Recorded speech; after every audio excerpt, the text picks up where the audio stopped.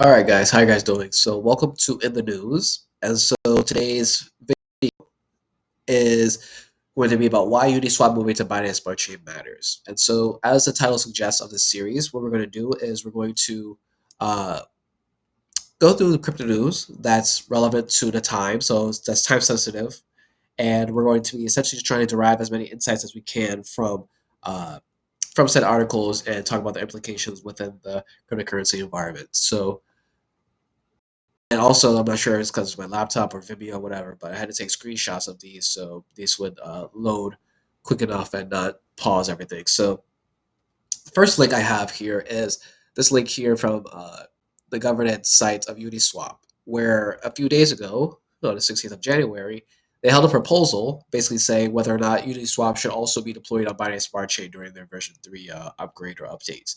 And so the main guy here proposed 17 total reasons why moving to Binance Smart Chain would also be a good step for the next upgrade. And then also it talked about different clarifications in terms of technically what they were going to do, which bridge they were going to use, etc. So, uh, for our intents and purposes, what's good about this is that because it's blockchain based, we're able to see visualizations like this. So, this is a visualization for who voted for and against within the Uniswap governance community. And so, at originally it was green, and then red overtook, and then obviously, as you can see, green overtook essentially. So it was created on the 2nd of February, whereas the voting ends on the 10th of February. So still a day and some change later. So we still have time to see how this turns out. But in my opinion, at least, it's pretty much set in stone that they'll be going on Binance for version 3. So what do we learn from this? So I essentially took uh, these four different insights, and we're going to go through them in order. And then afterwards, we're going to talk about the different side comments about them. And yeah, so first reason here that I took, or first insight, is that Binance Smart Chain has a large and growing user base, providing a potential new market for Uniswap version 3. Number two, Binance Smart Chain offers high transaction speeds and low fees, making it a suitable platform for Uniswap decentralized exchange services. The third point or third insight was number 17, which was Binance Smart Chains is a fast developing ecosystem of decentralized financial dApps and assets. And then the fourth, which was the comments, side comments within the second article that I looked at. The second largest DeFi platform is Binance Smart Chain at $5 billion, where PancakeSwap has $2.35 billion in total value locked. And the reporting agency reports that Binance Smart Chain has roughly 753,000 weekly users. So, with that being said, our first comment on the first one, which is for the first time, we learned that crypto communities that care more about usability and affordability over just decentralization are legitimate forces within the crypto space. And in my opinion, this is in contrast to the traditional Bitcoin, Cardano, Ethereum, or enter in whatever blockchain that's super, decentralized, whatever. They are hyper decentralized, so meaning that they're the automatic winners. And I'm talking about this type of specific mentality. And so later on, we'll question about the crypto trilemma later. So we have a image of the crypto trilemma that we're going to talk about later on in the document here. So right here. Oops. So all right. So for our second comment here, and this is what I mean. I barely even use. You see how slow it's working? Like it's kind of crazy. Uh, all right. So economics matters the most at the end of the day. This is for the second point here. Economics matters the most at the end of the day. I believe that it's hard to argue decentralization over low transaction fees. I'm going to say fees, not speeds here. For 2 years straight, when Binance Smart Chain hasn't had any major issues compared to Solana's outages. So yeah, this was important because I haven't used Ethereum since December of 2020, and that was right before, or that was right during the NFT rush, but it was right before it really hit, like in February ish. So the point of that is, back then, this is when Binance Smart Chain really took off. It was a alternative for Ethereum's high gas fees, but main concern at that time was whether or not the blockchain was secure. And so, a lot of people decided to stay with Ethereum, and that's why a lot of people who are on Polygon now, they realized Ethereum needed you know, uh, a new environment essentially that was lower gas fees and higher transaction speed, but they didn't want to sacrifice decentralization, which would have been on BNB. So my argument though is that obviously with the news is that even though and by the way, you can't tell by my voice, I'm a little under the weather, but uh, you know my overall thesis is that as long as the blockchain, which is Binance Smart Chain, as long as it doesn't have any major problems with its core blockchain functions, such as Solana, with all the outages it's had, or any double spending, or anybody hacking the main chain versus just a bridge or whatnot.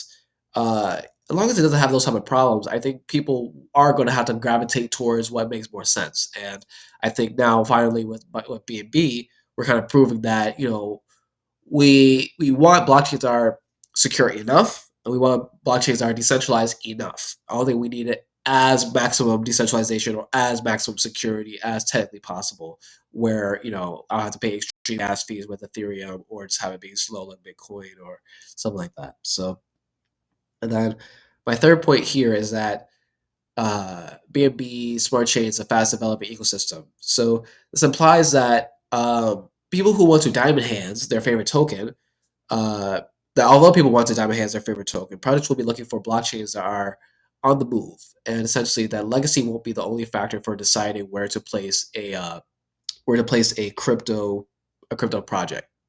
So yeah, this was interesting because when you were looking at, I guess, cryptocurrency literature just a few years ago, we talked about what the advantage of Ethereum was over others, and basically a lot of the articles kind of implied is that and my phone was about to drop right there. A lot of the articles imply that because Ethereum had the first network effects, that it would just continue on that way, and essentially that there was no real incentive for people to ever move off of Ethereum. And if Ethereum was able to keep gas fees low throughout the entire NFT rush and up to till now, I would have to make that argument because it really wouldn't be all too much incentive otherwise. But because they've never been able to solve this gas fee problem, we're going to have to look for other options essentially. And so the idea of this mindset of one token wins all or one blockchain wins all that traditional Bitcoin evangelists or early early cryptocurrency enthusiasts like to say, the evidence doesn't really support that. It's going to be different blockchains for different uses, and for even if it's for the exact same use case, the different way of presenting it is going to matter. So it's basically just for everyone who likes McDonald's, there's someone who's going to like Chick-fil-A, Burger King, Subway, whatever. No matter how much one likes whatever, those other ones are still going to exist. And that's kind of what we're seeing here with BNB. That even though it's not fitting in the exact perfectly decentralized, perfectly crypto ethos of decentralization, whatnot, as Bitcoin and Ethereum, BNB still has a good horse in the race. And that's evident by the final point here, by the 753,000 weekly users. That's a lot. I think Bitcoin has a million active users a day, but you have to understand like in terms of even market cap, I think Bitcoin is still I think over I like to say definitely over 10x. I like to say 10 to 20x larger than Binance Smart Chain, but only have maybe 25%, 30% more in terms of active users. So the Binance Smart Chain is as I'm going to say later is pretty much poised to be the key star, the MVP of next crypto bull run is basically what I'm saying. So here we have the supporting evidence here. So the BNB market cap dominance. So I have the market dominance here of BNB on the weekly chart. So what is this exactly? So what you're probably used to seeing within cryptocurrency charts on TradingView typically or on KuCoin or whatnot, you're typically going to see the x-axis being time and then the y-axis being price. Whereas here, we're looking at the market dominance. So not the price, but the dominance of BNB. And so as that suggests, it's basically just how much market share over the entire cryptocurrency market or industry or liquidity, how much does each and every single token have in terms of their split of the pie. And so currently the split of the pie within BNB is 5.01%. But when you look over here, it was just hovering over literally 0.00% back in 2018. So it went huge rip here. And you see this huge rip started really. There was a small one back here in 2019. I wasn't around in terms of I think crypto just in general. Actually, yeah, crypto I got it right here. So I'm not entirely sure what this little push is here, but this push is due to the NFT rush, which I told you about, 2021, where people were looking to use BNB instead of Ethereum for not necessarily for NFTs specifically, but for the blockchain. And even though I'm not sure exactly how the Binance Smart Chain NFTs actually did, now that I think about it, but just so it was an Ethereum competitor, which with low transaction fees and high transaction confirmation times or speeds for that. So so this was the 5%, and what I want to show you as well is this, which is the market dominance for the top, and these are, in my opinion, the top tokens in terms of platforms. And how I got to that was this. So we look at CoinGecko. You'll see here in the top 12, I picked Bitcoin, Ethereum, BNB, and Polygon Solana. I didn't pick Cardano. Um, you know, you could insert Cardano here or whatnot, but the point still stands. Where uh, so we have the market dominance as I showed you. So this is what this is, but instead of with candles, right now we have the lines. So blue is Bitcoin, purple, as you see here, is Ethereum, yellow is Binance, turquoise is Polygon, and then orange here is Solana all the way at the bottom.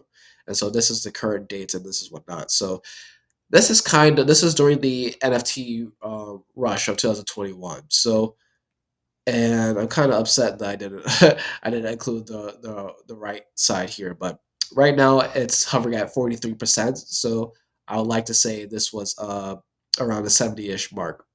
But regardless, you see Ethereum right now is hovering at 19%. BNB is hovering at 5, while Matic is at 1.16, and they say Solana is dipping. It used to be a little higher than Matic and going up to 2022, but then throughout 2022, it obviously dipped. So my hypothesis is that in relation to BNB, with using this fundamental change, which is obviously Uniswap going to BNB, just imagine if we had two or three more, large projects either being developed on BNB within the next 1 to 3 years for the next crypto bull run, or if another projects migrate over, what would that look for here? So right now, for BNB to catch up to Ethereum, Ethereum is essentially 4 times the market share.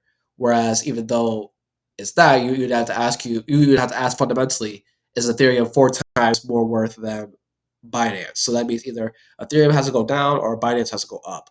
And in my opinion, relative to Bitcoin, I think all of these are going to go up. So I think in the next crypto bull run, we're going to see Bitcoin go down. Not necessarily go down, but well, in terms of market dominance, yes. But it will also ascend in terms of price point, but I don't think nearly as high as Ethereum and not as high nearly as BNB or Matic. So that's kind of what we're doing here. That's why we're building on Binance, but we're also soon going to move to Polygon. So just give that some time. But so this is kind of what the supporting evidence kind of shows there. And so conclusions and takeaways of today's in the news segments. So takeaway number one: perhaps cryptocurrency has shown the minimum level of decentralization and security wanted slash necessary, and is now looking for scalability, which relies heavily on network effects, speed, and low transaction costs, amongst other qualifiers. So this was the crypto trilemma. This is what it was called. This was referring to earlier. And basically, Vitalik Buterin, the head of Ethereum, he's the guy who created this, and essentially, or he at least made it popular. I'm not sure if he created this little model, but essentially saying that due to technical constraints within the blockchain, and this is me taking their word for it. I don't know this technically, but this is what everyone who knows the programming and stuff behind the blockchain is saying, that these three, you're going to have to settle for two out of the three. You can't do all three of these. And so the whole point of me saying is that, we're talking about blockchains that are concerned about hyper decentralization, which is currently really Cardano and Bitcoin at the very top, and then you say right underneath that Ethereum, compared to definitely Binance Smart Chain. And security has a lot to do with decentralization as well. Those are, in my opinion, those could run parallel, but I'm sure there's more technical differences between these two. But yeah, the problem is that it's scalability. So it's just, Bitcoin. The reason why you can't build on Bitcoin apparently is because, well, one, I don't think it was even built for other dApps to be built on top of it, and then also I think also just a programming language as well. And Bitcoin is very difficult, so that's why we only really see the Lightning Network in terms of anything built upon a Bitcoin that's notable.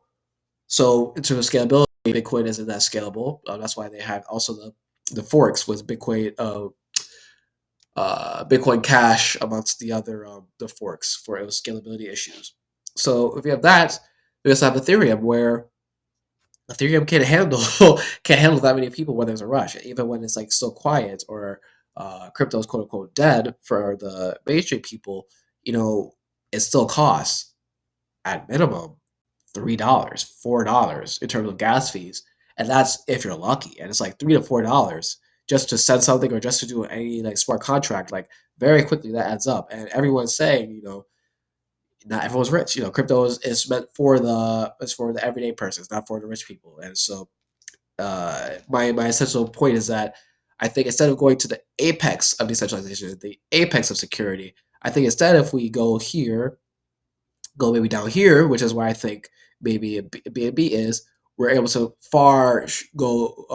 go much further in this direction of scalability in terms of transaction costs, in terms of onboarding new people, which I think at this stage within cryptocurrency is kind of should be the primary focus, and not necessarily just still decentralization for decentralization's sake, as a lot of Cardano, Bitcoin people like to say. So, yeah, as I just mentioned, that decentralization for decentralization's sake isn't enough in the modern era of crypto, and in my opinion, it's like the difference between 2080 or 1080p resolution when it was released in 2007, which beat the 720, excuse me, pixel resolution from 1998, and comparing that to the difference between 8K resolution and 4K resolution between 2019 and 2017, respectively.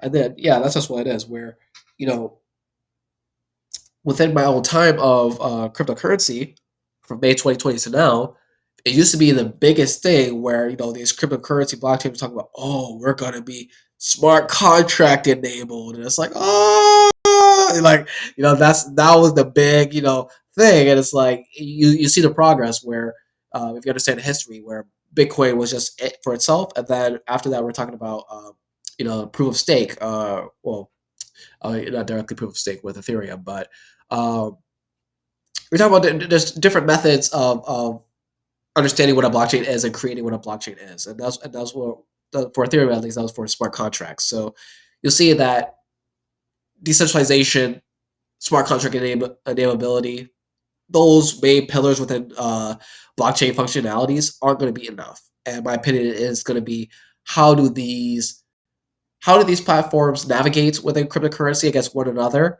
So in terms of, for BNB, which is our most token, developing the Binance Smart Chain and heavily promoting that within recent years, I think 2018-ish, 2019, and then also what's it called? Yeah, in terms of the Binance Smart Chain, in terms of how the main foundation of the blockchain project determines where the project goes, but also what type of projects are getting built on top of it. So I don't think we're yet in terms of the, how do I say it? We're still building the Apple Store and the Google Play Store. We have yet to get to where Angry Birds matters over, DigiKiwi, or not DigiKiwi, Fruit Master, whatever it's called, or Minecraft, or all this type of stuff. Like, I don't think we're that part into cryptocurrency, but that's kind of the end of that point, though. But takeaway number three which is my favorite point, is that BNB is highly favored to be the star of crypto's next bull run. And so take into account Bitcoin and Ethereum's falling appeal, and then Binance Smart Chain's current position in the market as number three token, not including stablecoins, is only natural to assume that BNB will capture more market dominance in the coming months and years into the following bull run. So assuming that, and people say the next bull run will be 2024. Um, some people say some people say March now because of the little pump in crypto. But just a few weeks ago, we were all talking about 2023 is going to be a dead year. So assuming that the crypto bull run isn't this year and it's going to be 2024, 2025, assuming that these same trends happen, and also looking at this chart, which I found very interesting. I found this on blockchain.com. You look here, it compares BNB compared to USD, compared to Ethereum, compared to to Bitcoin in the past 6 hours to 5 years. So you see, against USD, it doesn't really matter, but against Ethereum, you'll see in the last 6 months, it was better to hold BNB instead of Ethereum by 18.4% compared to Bitcoin 6% over a year, basically equal at 52%, and then over 3 years over Bitcoin 500%, and then over Ethereum 86%. Then over 5 years, Bitcoin 1155, and then Ethereum 1600. So it's just people are going to chase the biggest gains all the time, no matter what market, no matter what it is. And I just don't believe in the whole diamond hands for diamond hands sake. Never invest in anything else. Only one coin. Well, ours will take it all. The data does not support that. And so I'm very happy that Uniswap did decide to move to Binance Smart Chain. Fingers crossed, and that just shows that the market and the appetite within the cryptocurrency industry and amongst just everyday crypto participants is changing, is evolving, is getting more sophisticated. So blockchains that still want to capture that same market share have to do that and have to adhere to that within every 6 month, 12-month period. You can't go years on years not fixing gas fee problems like Ethereum, or just years on years having the same basic stale blockchain like Bitcoin. I don't think that's gonna fly the next year, 5 years, 20 years of crypto. I just don't think so. So that's the end of this video. Thank you guys for watching. It took me a while. I was supposed to do this yesterday, but so many technical problems and also just under the weather, as you guys can clearly see it here. But thank you guys for watching so much. We're going to be back with some new videos this week, so I'm trying to pump out as much as I can within a short burst and give myself a few days worth of rest. So uh, next video is probably going to be the trivia challenge, but we still have other more in-depth or analytical videos coming up soon. So till next time, catch you later. Peace.